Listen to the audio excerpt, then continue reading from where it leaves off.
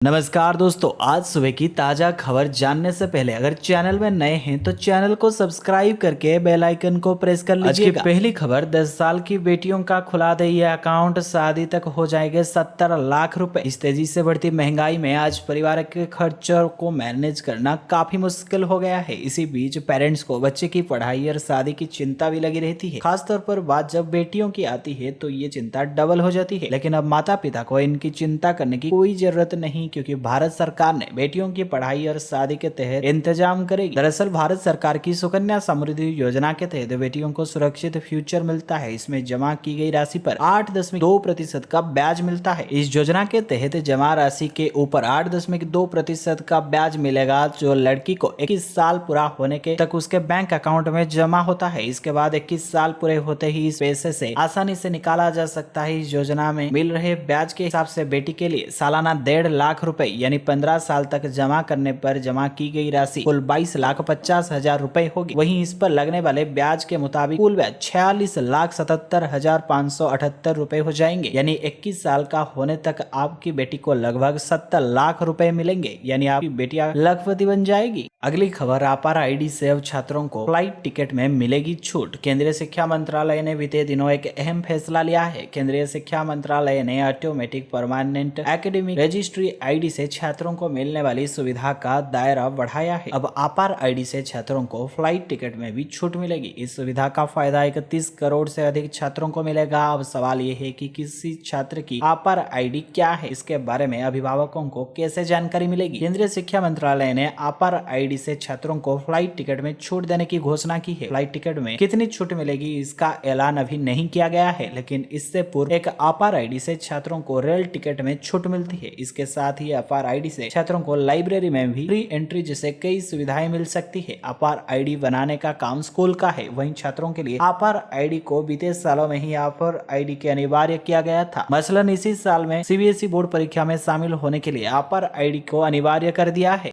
अगली खबर, विधेयक का नया PVC Aadhaar card. Unique identification authority of India ने आधार कार्ड के नया और सुपर मजबूत वर्जन लॉन्च किया है, जो पीवीसी आधार कार्ड के नाम से मशहूर हो रहा है। ये पुराने कागजी आधार कार्ड से कहीं ज्यादा टिकाऊ और स्टाइलिश है। हाई क्वालिटी प्लास्टिक मटेरियल से बना ये पीवीसी आधार कार्ड पानी या धूप की मार भी झेल लेता है। बिना खराब हुए डिजाइन इतना स्मार्ट है कि इसे आसानी से पर्स में फिट कर ले और कहीं भी ले जा सकते हैं। पुराने पेपर या लैमिनेटेड आधार कार्ड जो जल्दी फटने लगते थे, ऊपर छपी डिटेल्स भी वक्त के साथ धुंधली पड़ जाती थी। लेकिन पीवीसी आधार कार्ड में ऐसी कोई दिक्कत नहीं, क्योंकि ये सिंथेटिक प्लास्टिक तैयार किया गया है। कार्ड पर यूजर की फोटो, जन्म तिथि, पता और बाकी जरूरी जानकारी के साथ एक सिक्योर क्यूआर कोड भी लगा हुआ होता है। अगली खबर, अब एलआईसी जीवन शिरोमणि प्लान निवेश में मिलेंगे गारंटेड रिटर्न और मनी बैक। अगर आप ऐसा निवेश ढूंढ रहे हैं जो सुरक्षा के साथ गारंटी रिटर्न दे, तो एलआईसी की जीवन शिरोमणि प्लान आपके लिए परफेक्ट चॉइस हो सकता है। इस प्लान में निवेश करने पर न सिर्फ अच्छा रिटर्न मिलेगा, बल्कि मुश्किल वक्त में आर्थिक ढाल भी बनेगी। खास बात यह है कि ये प्लान आपको कम समय में 1 करोड़ रुपए तक का फायदा पहुंचा सकता है। लेकिन प्लान खरीदने से पहले इन जरूरी डिटेल्स को अच्छे से समझ ले, जैसे कि एलआईसी जीवन शिरोमणि योजना की प्लान 2017 में लॉन्च किया गया था। यह एक non linked money back insurance plan है, यानी मार्केट के उतार चढ़ाव का इसमें कोई असर नहीं पड़ता। ये प्लान बचत और प्रोटेक्शन दोनों का कमाल पैकेज देता है। एलआईसी यह 3 अलग अलग ऑप्शन देती है और पॉलिसी होल्डर के लोन फैसिलिटी भी मिलती है। अगर आप लॉन्ग टर्म के लिए सिर्फ इन्वेस्ट चाहते हैं तो एलआईसी जीवन शिरोमणि प्लान जैसा ऑप्शन कहीं नहीं मिलेगा। न्यूनतम बीमा राशि 1 करोड़ रुपए है, जबकि मैक्सिमम पर कोई लिमिट ही नहीं। पॉलिसी टर्म 14 साल, 16 साल, 18 या 20 साल का होता है। न्यूनतम एंट्री एज 18 साल है। सबसे अच्छी बात यह है कि आपको सिर्फ 4 साल तक प्रीमियम भरना पड़ता है, उसके बाद रिटर्न स्टार्ट हो जाते हैं। अगली खबर, अमेरिका ने वीजा नियमों में दी बड़ी राहत। अमेरिका की citizenship and immigration service department ने H-1B वीजा होल्डर्स को बड़ी राहत देते हुए स्पष्ट किया है कि जिनके पास पहले से वीजा है उन्हें केवल स्टेटस बदलवाने की $1 लाख का शुल्क नहीं देना होगा। गाइडलाइन के मुताबिक एक वीजा वाले अंतर्राष्ट्रीय छात्रों और L1 वीजा वाले प्रोफेशनल्स को एक स्टेटस बदलवाने के लिए कोई शुल्क नहीं देना होगा। इसके अलावा जिनके पास H-1B वीजा है उन्हें भी इसे रिन्यू करवाने के लिए $1 लाख की फीस नहीं देनी पड़ेगी। बता दें कि राष्ट्रपति डोनाल्ड ट्रंप ने 20 सितंबर को H-1B वीजा के लिए $1 लाख के शुल्क का ऐलान किया था। 21 सितंबर से H-1B वीजा अप्लाई करने वालों को इसके लिए $1 लाख की फीस देनी पड़ रही है। ट्रंप के ऐलान के बाद यूएसआईआरएस के स्पष्ट किया है कि जिनके पास पहले से ही वीजा है उन्हें कोई फीस नहीं देनी होगी। अगली खबर, टाटा अंबानी का नया धमाका। अब दूध ब्रांड की तरह 10 मिनट में मंगवाए सभी इलेक्ट्रॉनिक सामान। सोचिए आपका फोन अचानक खराब हो जाए, नया फोन 10 मिनट के अंदर आपके हाथ में हो, या फिर मेहमानों के आने से पहले एक नया मिक्सचर ग्राइंडर चाहिए और वो झटपट पहुंचे, तब ये सब सच होने वाला है। दरअसल देश के दो सबसे बड़े कारोबारी घराने Reliance retailer Tata group electronic की दुनिया में क्विक कॉमर्स का एक नया चैप्टर लिखने जा रहे हैं। किराने का सामान की तुरंत डिलीवरी के बाद भारी स्मार्टफोन, लैपटॉप और हेडफोन जैसे इलेक्ट्रॉनिक सामान की है। उद्योग के जानकारों का मानना है कि यह कदम भारत में तुरंत डिलीवरी में पूरी कहानी को बदल सकता है। अब तक हम 10 मिनट में दूध, ब्रेड या सब्जियां मंगवाने की आदी हो रहे थे, लेकिन अब इसी तेजी से महंगे इलेक्ट्रॉनिक सामान भी हमारे घर पहुंचेंगे। इस बड़े बदलाव के पीछे मुख्य कारण है, पहला, इन सामानों का उच्च मूल्य और दूसरा, ग्राहकों को व्यवहार में आया इंस्टेंट ग्रेटिफिकेशन, यानी हर चीज तुरंत पाने की चाहत। अगली खबर, iQOO का 15 फोन 7000 mAh बैटरी और फ्लैगशिप स्नैपड्रैगन 8 इलाइट जेन 5 चिप के साथ लॉन्च। iQOO 15 स्मार्टफोन लंबे इंतजार के बाद फाइनली लॉन्च हो गया है। यह कंपनी लेटेस्ट फ्लैगशिप मॉडल का है। फीचर्स की बात करें तो इस फोन में 6.85 सैमसंग M14 की डिस्प्ले दिया गया है। इसके अलावा फोन स्नैपड्रैगन 8 इलाइट जेन 5 प्रोसेसर से लेस है। फोटोग्राफी के लिए फोन में 50 मेगापिक्सल की प्राइमरी कैमरा दिया गया है। फोन की बैटरी 7000 mAh की है, जिसके साथ 100 वॉट फास्ट चार्जिंग सपोर्ट मिलता है। फीचर्स की बात करें तो iQOO में 15 फोन में 6.85 इंच का सैमसंग M14 AMOLED डिस्प्ले दिया गया है। डिस्प्ले की रिफ्रेश रेट 144 हर्ट्ज का है। इसके अलावा फोन स्नैपड्रैगन 8 इलाइट जेन 5 प्रोसेसर चिप के साथ आता है। इस फोन में 16 GB रैम और 1 TB तक की स्टोरेज मिलती है। अगली खबर, आर्मी अग्निवीर एडमिट कार्ड 27 अक्टूबर से होंगे जारी। सरकारी नौकरी पाने के लिए युवा दिन रात मेहनत करता है। अगर आप भी सरकारी नौकरी की तैयारी कर रहे हैं और आप यूपी के वाराणसी से हैं तो ये खबर आपके लिए है। दरअसल उत्तर प्रदेश के वाराणसी छावनी रणबांकुरे मैदान में 8 से लेकर 21 नवंबर 2025 तक रैली भर्ती होने वाली है। आपको बता दें कि सेना भर्ती कार्यालय के निर्देशक शैलेश कुमार की तरफ से जानकारी दी गई। इसके मुताबिक भर्ती में शामिल होने वाले सभी अभ्यर्थियों को एडमिट कार्ड 27 अक्टूबर में डाउनलोड करके उपलब्ध कराई जाएंगे। इंडियन आर्मी की तरफ से बताया गया है कि इस भर्ती के लिए एडमिट कार्ड सभी अभ्यर्थियों को रजिस्टर्ड ईमेल आईडी पर भेजे जाएंगे। इसके बाद उनका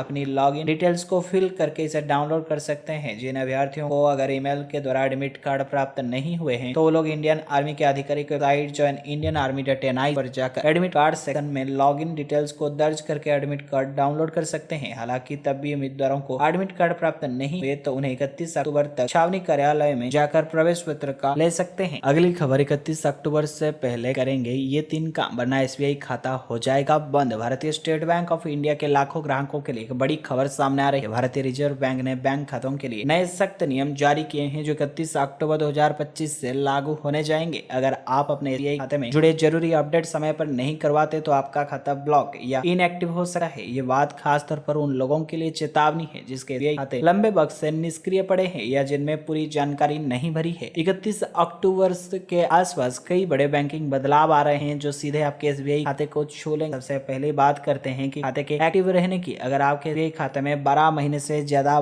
कोई लेन देन नहीं हुआ है तो उसको निष्क्रिय माना जाएगा और बाद में पूरी तरह ब्लॉक भी किया जाएगा। RBI ने साफ कहा है कि KYC अपडेट न करवाने पर खाता बंद करने का रास्ता साफ। अगली खबर, जेईई मेंस को लेकर NTA ने जारी किया एडवाइजरी। 2026 एग्जाम राष्ट्रीय परीक्षा एजेंसी NTA ने संयुक्त प्रवेश परीक्षा यानी जेईई मेन शेड्यूल जारी कर दिया है। NTA की ओर से जेईई मेन का पहला सत्र 21 से लेकर 30 जनवरी 2026 तक आयोजित किया जाएगा। वहीं दूसरे सत्र की परीक्षा 1 से लेकर 10 अप्रैल 2026 तक आयोजित की जाएगी। वहीं नेशनल टेस्टिंग एजेंसी ने एक बार फिर उम्मीदवारों के लिए जेईई मेंस 2026 को लेकर एडवाइजरी की है। आवेदन करने वाले अभ्यर्थियों को इस एडवाइजरी का पालन करना होगा। बता दें कि जेईई मेंस सेशन 2 के लिए आवेदन प्रक्रिया जनवरी 2026 के आखिरी सप्ताह में शुरू की जाएगी। वहीं परीक्षा 1 से लेकर 19 अप्रैल के बीच आयोजित किए जाएंगे। 2025 में परीक्षा का आयोजन 22 जनवरी से लेकर 30 जनवरी के बीच किया जाएगा। सेशन 2 परीक्षा 2 से लेकर 9 अप्रैल तक आयोजित की गई थी। अगली खबर, SSC CGL रिजल्ट को लेकर आया है बड़ा अपडेट। कर्मचारी चयन आयोग यानी SSC और कंबाइंड ग्रेजुएशन लेवल की परीक्षा 2025 के टायर 1 की रिजल्ट जारी करने की तैयारी में है। आयोग ने 16 अक्टूबर 2025 को आंसर की जारी कर दी थी और अब सभी के निगाहें टियर 1 के रिजल्ट पर टिकी है। लाखों उम्मीदवार अब बेसब्री से अपने नतीजों को इंतजार कर रहे हैं क्योंकि यह परिणाम तय करेगा कि कौन से उम्मीदवार अगले चरण यानी टियर 2 परीक्षा में शामिल होने के योग्य है। मीडिया रिपोर्ट्स के अनुसार SSC CGL टियर 1 परिणाम नवंबर 2025 के पहले या दूसरे सप्ताह में जारी किया जा सकता है। SSC CGL टियर 1 परीक्षा 12 से बढ़कर 26 सितंबर 2025 तक देश भर के विभिन्न केंद्रों पर आयोजित की गई थी, जबकि री एग्जाम 14 अक्टूबर 2025 को हुआ था। एसएससी ने सीजीएल टायर 1 रिजल्ट 2025 आयोग की आधिकारिक वेबसाइट पर पीडीएफ फॉर्मेट में जारी किया जाएगा। इस पीडीएफ में शॉर्टलिस्टेड किए गए उम्मीदवारों का roll number, category wise cut off अंक और सामान्यकृत अंक का उल्लेख होगा। मीडिया रिपोर्ट्स के मुताबिक करीब 28 लाख उम्मीदवारों ने एसएससी सीजीएल 2025 के लिए आवेदन किया था, जिनमें से लगभग 13 लाख उम्मीदवार टियर 1 परीक्षा में शामिल हुए थे। यह परीक्षा 126 शहरों में हुआ था। अगली खबर, बार-बार ऐप बदलने की झंझट खत्म, यूपीआई लाया है एकजुट payment system. Bharat digital payments का सबसे भरोसेमंद माध्यम बन चुका है। अब और सुविधाजनक होने जा रहा है पेमेंट। एनबीआई ने ऐलान किया है कि 1 सितंबर 2025 से एक नया फीचर लॉन्च किया जाएगा, जिसके तहत यूजर्स अपने सभी यूपीआई पेमेंट ऑटो पेज को किसी भी एक ऐप में एक्सेस कर सकेंगे, चाहे आपने पेमेंट गूगल पे से सेट किया हो या फोन पे से। अब सबका रिकॉर्ड एक जगह ही देखने को मिलेगा, मैनेज किया जा सकेगा। यह यूपीआई न्यू रूल उन लोगों के लिए गेम चेंजर साबित हो जाएंगे जो रोजाना कोई पेमेंट्स में उलझे जाते हैं। अब तक यूजर्स को अलग अलग ऐप्स में जाकर अपने ऑटो पेज और बिजली बिल्स, मोबाइल रिचार्ज या ओटीटी सब्सक्रिप्शन का ट्रैक करना पड़ता था, लेकिन नए फीचर के बाद यह प्रक्रिया बेहद आसान हो जाएगी। आप अपनी पसंद के किसी भी ऐप, चाहे गूगल पे, फोन पे, पेटीएम, सभी पेमेंट्स और ऑटो पेज को एक ही जगह कंट्रोल कर सकेंगे। अगली खबर, सरकार का बड़ा ऐलान, अब हर महीने मिलेगी फ्री बिजली। देश भर के लाखों बिजली उपभोक्ताओं के लिए सरकार ने एक धमाकेदार तोहफा दिया है। फ्री बिजली स्कीम के तहत अब हर महीने 300 यूनिट तक की बिजली पूरी तरह मुफ्त मिलेगी। ये योजना आम आदमी का बिजली बिल के भरी बोझों से आदमी को, गरीब और मध्यम वर्ग के परिवारों को आर्थिक मदद पहुंचाएगी। फ्री बिजली बिल स्कीम एक सरकारी स्कीम है जो पात्र परिवारों को हर महीने तय लिमिट के बिजली को फ्री देने का वादा करती है। ये कदम ऊर्जा बचाने का बढ़ावा देने के साथ साथ बिजली बिल की मार से राहत दिलाने के लिए भी उठाया गया है। अगर आपकी मासिक 3 यूनिट होगी तो बिल का नामो निशान नहीं, खासकर वो परिवार जो सीमित कमाई में गुजारा करते हैं और बढ़ते बिजली बिलों से परेशान रहते हैं, उनके लिए ये योजना किसी वरदान से कम नहीं है। इस योजना से हर महीने 300 यूनिट बिजली बिल्कुल फ्री हो जाएगा, जो गरीब और मध्यम वर्ग के उपभोक्ताओं को सीधा फायदा पहुंचाएगी। बिजली बिलों को जबरदस्त राहत मिलेगी, ऊर्जा संरक्षण को नई ताकत मिलेगी।